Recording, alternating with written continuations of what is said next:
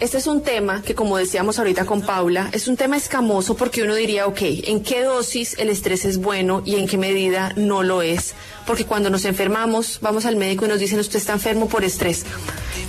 O todos se lo achacan o todos se lo diagnostican al estrés. Y para eso tenemos hoy a una médica experta, y es Luisa Fernanda González Gras, médico y cirujana de la Pontificia Universidad Javeriana. Ella es especialista en terapéuticas alternativas y farmacología vegetal. Además, es experta en medicina funcional del ADAPT Certified Practitioner y consultora en nutrición funcional del Functional Nutrition Alliance. Luisa, muy buenas tardes y bienvenida a Salud y Algo Más. Buenas tardes, Carolina y Paula, y buenas tardes a todos los oyentes. Gracias por esta invitación. Luisa, nosotros ahorita estábamos comentando con Paula y le comentábamos a nuestros oyentes sobre el estrés y que el estrés de cierta manera a veces es necesario como reacción y para precisamente uno reaccionar de forma inmediata en el caso de que haya una situación urgente, ¿no? Pero quisiéramos que usted nos explique y nos defina qué es el estrés. Comencemos por el origen. ¿Qué es el estrés? Bueno, me encanta que empecemos por esta pregunta porque el tema del estrés es algo que oímos nombrar recurrentemente.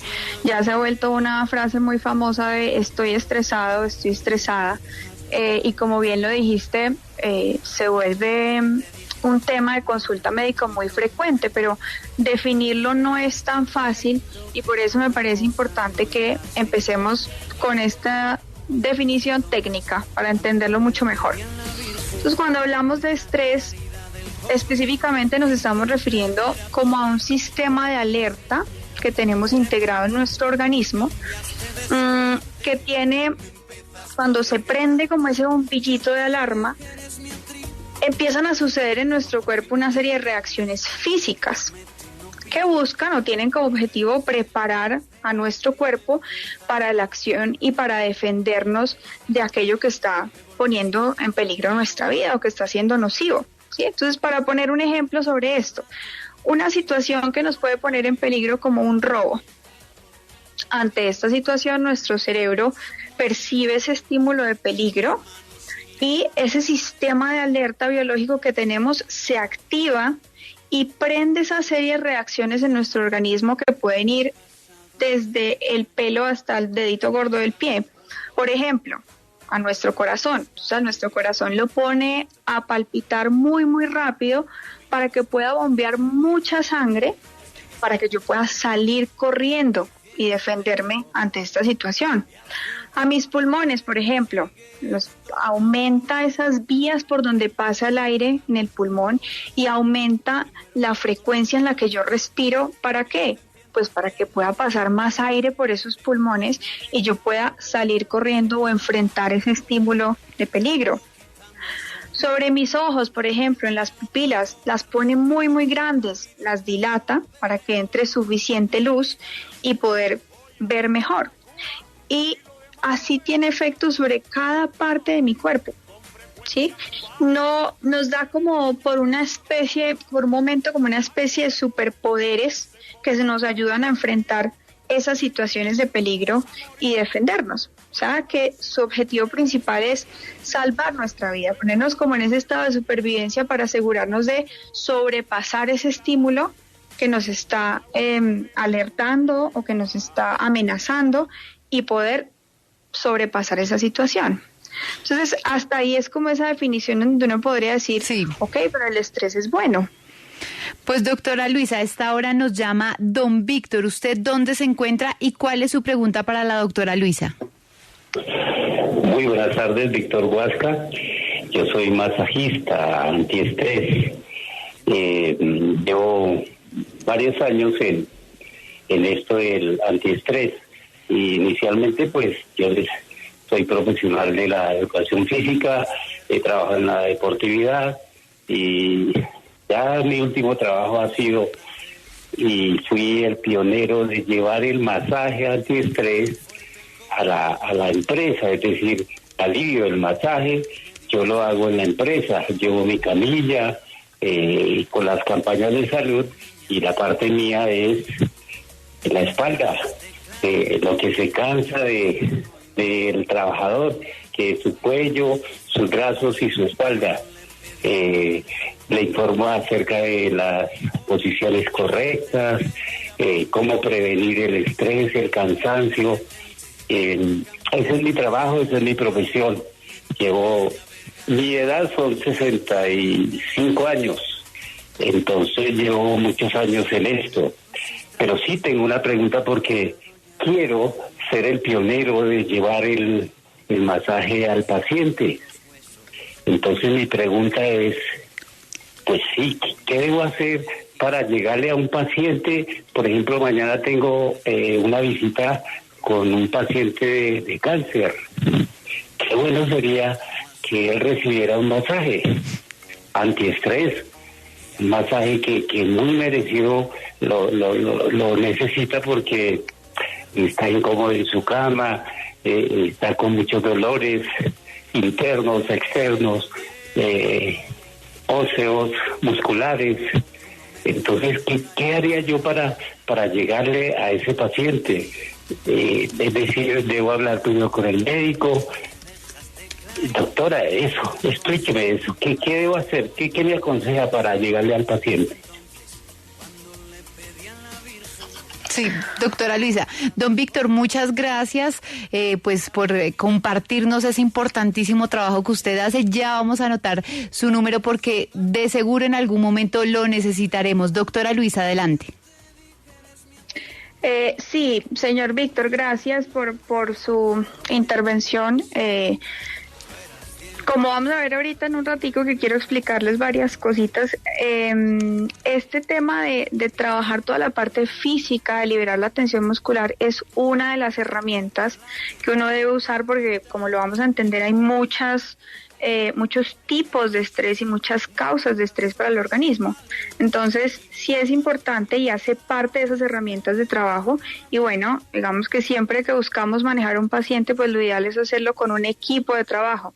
Una persona que trabaje desde la parte emocional, desde la parte física y las otras causas que queremos abordar. Entonces, definitivamente va a ser una muy buena herramienta, señor Víctor. Ahora, quisiera que habláramos de si entendimos qué es el estrés y entendimos que nos defiende de situaciones que nos puede poner en peligro, ¿por qué hoy en día lo consideramos algo malo, verdad? Porque hoy todo lo referente a estrés es malo, enfermedad. Entonces, ¿en qué momento se convirtió en esto malo? El problema radica en que el estilo de vida moderno al que nos enfrentamos hoy en día hace que nuestro cerebro como que perciba todos estos estímulos como desafiantes o peligrosos. Entonces ya no es solamente una situación de emergencia como un robo o como me van a atropellar o viene un león corriendo detrás de mí. No, ya no son esos estímulos únicamente los que prenden ese sistema de alerta, sino que además empiezan a jugar otros factores, como por ejemplo el trasnocho, las malas rutinas de sueño o simplemente un trancón. Algo que depende de lo que cada uno percibe, porque por ejemplo, para mí un trancón puede ser una buena opción para escuchar un buen podcast o algo que recibir una información que me sirva, o para otra persona puede ser completamente estresante y tedioso estar atascado en un trancón, ¿verdad?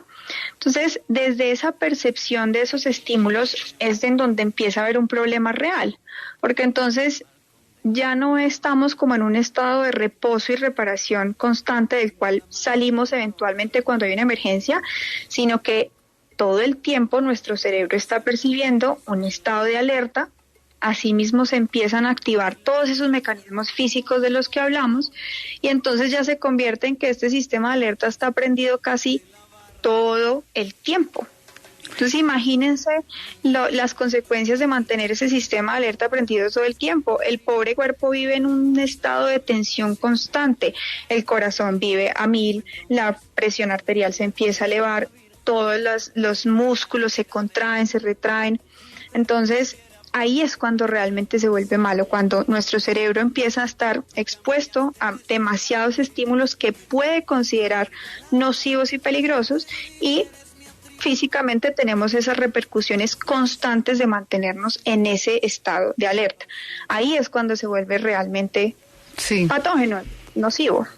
Correcto. Doctora, a esta hora también nos llama doña Gloria. Doña Gloria, ¿usted dónde se encuentra y cuál es su pregunta para nuestra especialista? Buenas tardes, mira, de acá de Bogotá. Quisiera saber qué tanto influye el estrés en el mal funcionamiento de la tiroides. Gracias. Gracias, doña Gloria. Señora Gloria, sí, muy buena pregunta. Y aquí es importante y quisiera como que hagamos juntos un repaso por todo lo que el estrés puede generar en cada uno de nuestros sistemas biológicos, uno de ellos la tiroides, como bien lo acaba de decir la señora Gloria.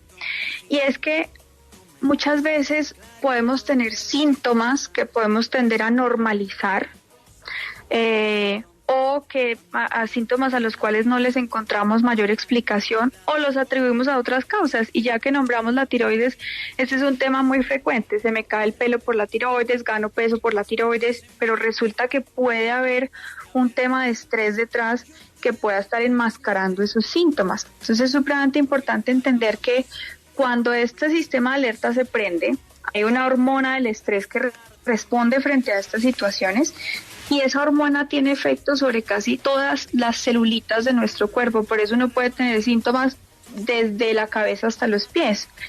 Uno de los sistemas que se afecta, para responder a su pregunta, señora Gloria, sí es la tiroides.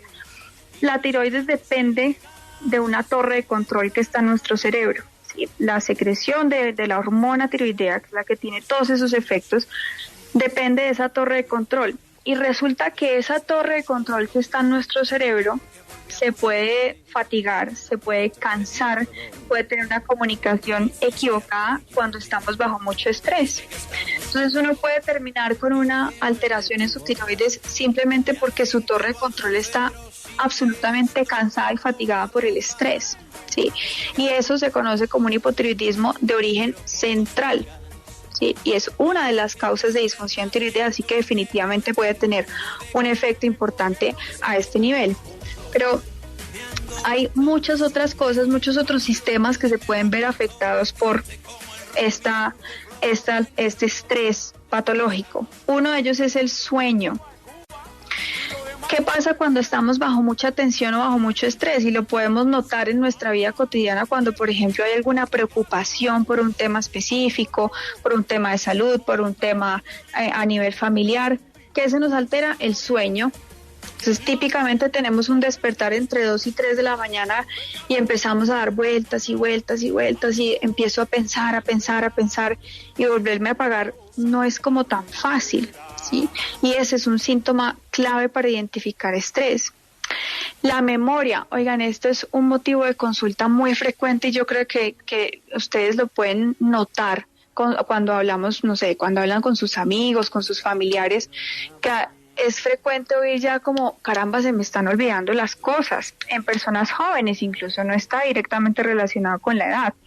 Y una de las causas es el estrés crónico. Esa hormonita del estrés empieza a dañar un área del cerebro que es supremamente importante, que se llama hipocampo. Esa área del cerebro se encarga de almacenar los recuerdos y fomenta el aprendizaje. Y además es supremamente valiosa para nosotros porque es una de las 2 únicas áreas del cerebro en donde se puede hacer regeneración de neuronas. Entonces, imagínense lo valioso de esa área y lo costoso que le sale al organismo dañar el hipocampo por el estrés. Y el estrés lo daña. Entonces, uno que puede notar como síntomas: ay, caramba, llegué a la cocina y se me olvidó a qué venía, cómo es que se llama esto, cómo es que se llama lo otro, voy a tratar de encontrar las palabras y me cuesta mucho trabajo, puedo tener como esa sensación de fatiga mental, siento que mis funciones cognitivas no están al 100%, de repente tengo que volver a leer lo que estaba leyendo, concentrarme no me es tan fácil. Y miren que son síntomas que son muy frecuentes, pero no se les presta mucha atención o se tiende a asociar directamente con la edad y no es así. Otro factor importante, la presión arterial. Las personas con altas cargas de estrés precisamente por ese sistema de alerta y esas repercusiones que tiene a nivel físico, empiezan a tener elevación de su presión arterial. Y es frecuente encontrar en personas con estos cargos que demandan muchísima responsabilidad o que tienen muchas personas a cargo que tienen hipertensión arterial, ¿sí? Y es una de las causas que hay que tener en cuenta, definitivamente el estrés. Hay personas que cuando van al médico se asustan y su presión se eleva, ¿sí? Está muy relacionada con estrés y emociones. Es otro factor que hay que tener en cuenta. Sobre el sistema inmune, sobre nuestro sistema de defensas, ¿qué hace ese estrés? Baja al sistema inmune, como lo deprime. Y entonces, ¿yo qué puedo notar o qué síntomas puedo percibir? Resfriados frecuentemente, entonces cada mes tengo una gripa o me salen llaguitas en la boca, ¿sí? O por ejemplo, los brotecitos de herpes en la boca son muy recurrentes a pesar de los tratamientos. Esos son señales de que mi sistema inmunológico no está muy competente, y una de las causas es estrés, por el efecto que tiene esa hormona del estrés, el cortisol, sobre el sistema inmunológico. Doctora Luisa, aquí nos preguntan también a través de WhatsApp, porque nosotros tenemos una línea de WhatsApp para nuestros oyentes. Hola, soy Diana desde Manchester, New Hampshire, en Estados Unidos. Mi esposo sufre ataques de pánico desde niño y mi hija de 11 años, debido al encierro aquí en la rutina diaria, está presentando actitudes similares a la de él. Me da miedo tener 2 personas en casa con la misma condición. No soy tan fuerte. ¿Qué puedo hacer por mi hija? ¿Qué le podríamos decir, doctora? Bueno, definitivamente pues es un tema que hay que abordar de una forma integral, es decir, si estás viendo esta situación en una niña de esta edad, definitivamente hay que tener un acompañamiento psicológico, ¿sí? Porque hay que entender el porqué, hay que entender qué situación la está llevando, si como bien lo dices, una rutina, esa rutina, qué factores tienen que la pueden llevar a desencadenar ansiedad, qué patrones de conducta está repitiendo, en las cosas que puede ver, por ejemplo, en su casa, en su papá, como lo comentas. Debe tener un acompañamiento psicológico y hay que empezar a buscar dentro de causas físicas qué otra cosa puede estar alterando su sistema de adaptación frente al estrés, porque mira que este tipo de respuestas es un claro ejemplo de tengo un sistema de adaptación frente al estrés que está colapsado y que todo el tiempo está prendido en modo alerta, y así son mis manifestaciones físicas, ¿sí? Entonces, si bien por una parte hay que hacer un acompañamiento psicológico y empezar a detectar cuáles son esos factores que están promoviendo esas respuestas, 2, hay que entender también si físicamente hay algo que pueda estar ayudando a eso, por ejemplo, una mala alimentación, insuficiencia en nutrientes, una mala rutina del sueño o un sueño no reparador, por ejemplo, entre muchos otros factores físicos que pueden contribuir. Entonces, definitivamente se necesita un acompañamiento integral. Doctora Luisa, también nos llega otra pregunta a través de WhatsApp. Dice, hola, ¿cómo están? Mi pregunta hoy es, ¿qué tanto influye la alimentación al momento de hablar de estrés? ¿El estrés puede llevar a una futura obesidad? Nos pregunta Carlos, doctora. Sí, ahí hay una relación bidireccional. Es decir, el estrés puede llevar a una alteración metabólica, pero una mala alimentación también puede ser un factor de estrés. Entonces, como tenemos factores de estrés físicos, es decir, todo lo que físicamente le evita a mi organismo funcionar correctamente, como por ejemplo una mala alimentación, definitivamente ese factor de no comer bien, y no comer bien puede ser exceso de azúcares, insuficiencia en el aporte de nutrientes, insuficiencia en el aporte de proteínas, puede llevar a estresar a mi cuerpo físicamente y desencadenar todas las respuestas de las que hemos hablado. Pero otro punto es cuando estoy estresado crónicamente, estas hormonas del estrés tienen un efecto sobre la función metabólica, que es aumentar los niveles de azúcar en sangre, aumentar el apetito. Entonces, por eso, no sé si por ejemplo han notado que cuando uno está estresado, cuando está especialmente preocupado por algo, tiene deseos de comida pero además de comida de alta palatabilidad, o sea, yo no quiero un brócoli, yo quiero una hamburguesa con papas, con malteada, como algo grasoso, copioso, y estos son consecuencias de las alteraciones que sufre el metabolismo como causa del estrés, y además también favorece a que yo aumente la grasa a nivel abdominal, a nivel central. Entonces, definitivamente sí puede tener un efecto de causa y efecto el estrés sobre el metabolismo. Doctora Luisa, no se me mueva, vamos a una pequeña pausa y ya regresamos. Me empezaste a ver galante, yo te dije eres mi actriz. Volvemos en Salud y Algo Más.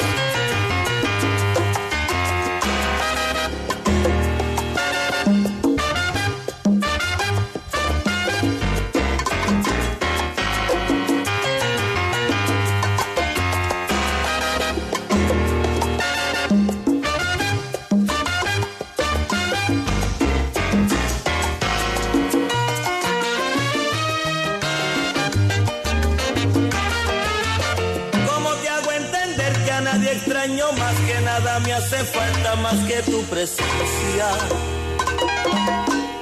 que nada me lastima como lo hace tu ausencia. ¿Cómo te hago entender que a nadie extraño más? ¿Cómo te hago entender que mi vida sin ti es solamente tiempo que pasa sin ti? Esto es Salud y Algo Más, y estamos tratando hoy el tema del estrés. Doctora Luisa Fernanda González Gras, queremos preguntarle ahora herramientas, tips. ¿Cómo hacemos nosotros para manejar la gestión del estrés? Porque a veces le dicen a uno, cálmate, ¿no? O cálmese. Yo ahorita, por ejemplo, estaba estresada y Paula me dice, cálmate, respira. Y yo decía, sí, es verdad, la respiración es muy importante, y la semana pasada teníamos una experta en respiración, y la respiración nos ayuda a calmarnos, y si es un estrés momentáneo, funciona. Pero ¿cómo hacemos precisamente para que ese estrés momentáneo no se vuelva nuestro modus operandi, sobre todo para quienes somos tan acelerados? Porque se nos termina afectando hasta el estómago, de la cabeza, nos afecta todo. Totalmente. Y antes que pasemos a ese punto de herramientas, me parece que tocaste un tema súper importante, y es el estómago, la parte digestiva, porque miren que muchas veces no relacionamos el estrés con temas digestivos, y es muy, muy frecuente, y estos síntomas son muy frecuentes de la relación que tiene el estrés, por ejemplo, con el estreñimiento. El estrés crónico lleva a estreñimiento crónico, por ejemplo. Reflujo, gastritis, son síntomas que están muy relacionados con estrés. Entonces, simplemente es para que no olvidemos que existe una conexión ahí importante, y que no normalicemos estos síntomas, especialmente a nivel digestivo, y que siempre busquemos esa causa, en especial hablando del estrés como causa de estos síntomas. Hablemos entonces de esas herramientas, porque sí, tienes toda la razón que la solución siempre es decirnos no se estrese o cálmese, pero realmente es de las cosas más complejas de hacer. ¿Cómo podemos enfocar estas herramientas? ¿Qué podemos hacer desde nuestro día a día?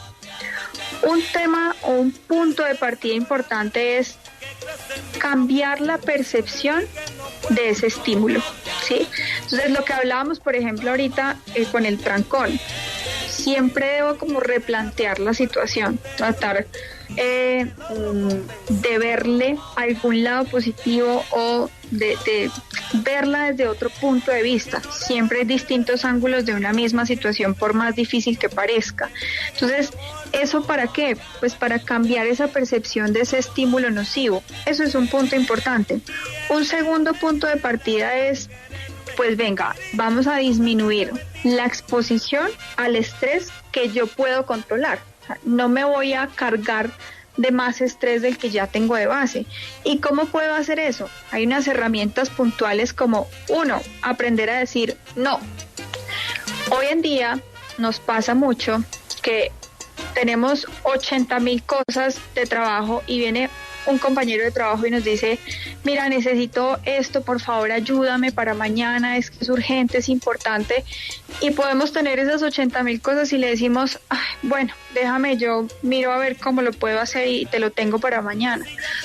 Pero pues esto definitivamente es sobrecargarnos de algo que ya de base tenemos rebosado, de un tanquecito que ya está al límite. Entonces, aprender a decir no es una de esas estrategias que puede funcionar con ese objetivo de disminuir esa exposición al estrés que puedo controlar. 2, es limitar nuestra exposición a noticias. Cada uno de nosotros puede identificar a qué tipo de noticias es más sensible o qué tipo de noticias puede como generar mayor impacto emocional.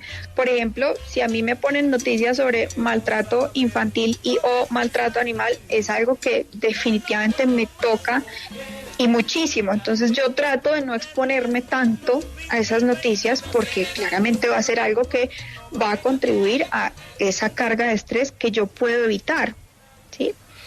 Tercera herramienta práctica, evitar a las personas que lo estresan a uno. Esto suena un poquito raro, puede sonar egoísta, pero es que existen ciertas personas que, no sé si esto sea el término, pero es como si lo drenaran a uno.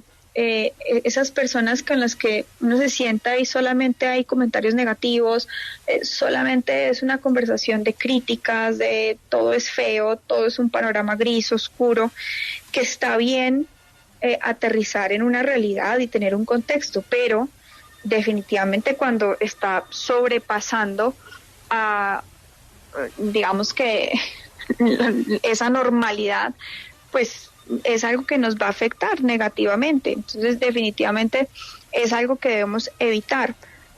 Renunciar a los argumentos sin sentido, que además típicamente estos debates en internet que se arman, ustedes no han visto esas peleas tan emocionales y pasionales que se forman en internet, que son personas que ni siquiera se conocen, pero Dios mío, es un desborde de pasión ahí tremendo, y eso no va a hacer a la otra persona renunciar a su argumento, no cambió nada la situación, no generó ningún efecto, pero sí me desgastó tremendamente. Y por último, limitar la lista de tareas durante el día.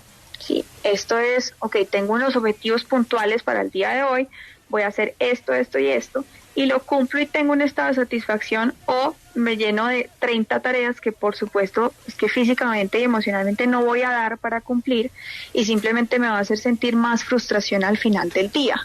Entonces, estas herramientas prácticas es buscando disminuir, como sobrepasar o sobreexponerme a más estrés del que ya tengo de base. Bueno, entonces esos 4 puntos, doctora, muy, muy interesantes, ya los pondremos en los próximos minutos en nuestra página web de la W Radio. Recuerden ustedes, a esta hora hablamos con Luisa Fernanda González, ella es médico y cirujano de la Pontificia Universidad Javeriana, y hoy estamos hablando sobre el estrés. Si tienen alguna pregunta, nos pueden llamar al 601-326-2325 o al 601-326-2350. A esta hora nos llama Edgar. ¿Usted dónde se encuentra y cuál es su pregunta? Edgar, estoy aquí en Bogotá. Sí, señor, adelante.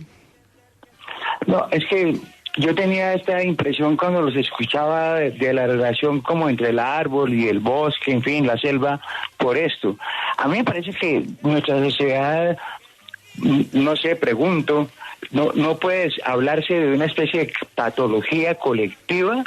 O sea, no sé si solo sirve doparlo a propósito de las medicinas alopáticas, de las anfetaminas, farmacéuticas, etcétera, o solo distraerlo con festivales, con etcétera, cuando hay semejante situación como para reaccionar. Digo yo que asumir la situación como es, en sus distintas escalas, desde el ser interior hasta lo global, no sirve para afrontar esas realidades con ¿cómo se llama?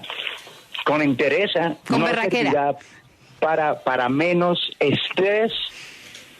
A ver, doctora Luisa, está difícil la pregunta de don Edgar. Sí, un poco. Bueno, a ver, es decir, ¿qué puedo trabajar? O sea, hay que trabajar, sí, claro, es un tema colectivo en el sentido de, podríamos llamarlo una epidemia, porque es algo que además va en aumento, que afecta a todo el mundo, y que está dado por ese estilo de vida que hemos tendido a compartir hoy en día, ¿verdad? De rutinas malas de sueño, de estar todo el tiempo en modo automático, de no parar a hacer un momento de conciencia, de alimentación que puede estar en desbalance, en fin. Pero también es,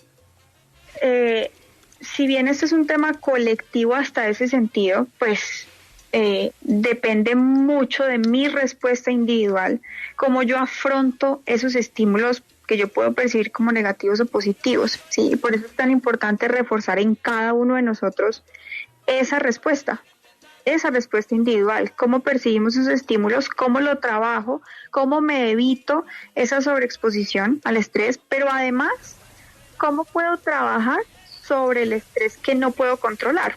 Porque, por ejemplo, creo que exponía que pueden haber situaciones globales a nivel país que definitivamente no van a estar bajo mi control, que yo no voy a poder modificar. Y entonces, ante esas situaciones, ¿qué puedo yo hacer? Y aquí viene como otro punto de intervención y otras herramientas prácticas. Es, ¿qué técnicas puedo usar yo para disminuir los efectos del estrés al que nos exponemos y no puedo controlar?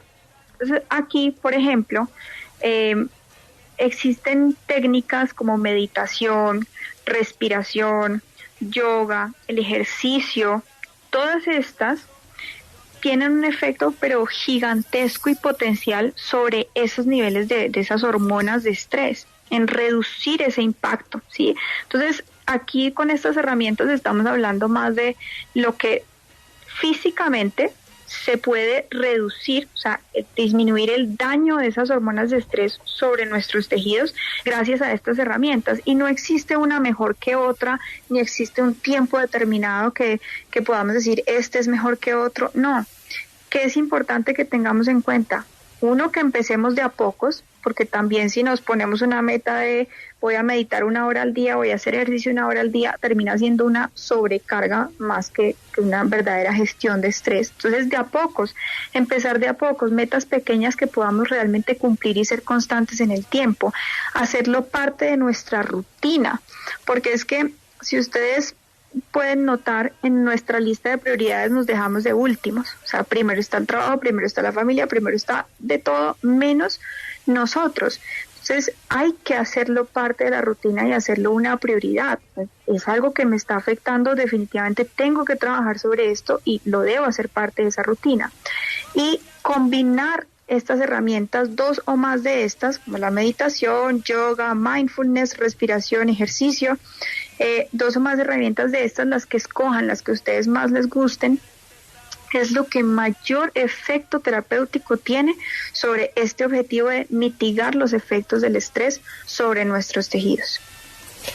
Doctora Luisa Fernanda González Gras, muchísimas gracias por todo este tiempo explicándonos sobre el estrés y sobre estas herramientas. Esperamos tenerla pronto nuevamente aquí en Salud y Algo Más. Muchas gracias. Muchas gracias a ustedes por este espacio, por la invitación. Feliz tarde.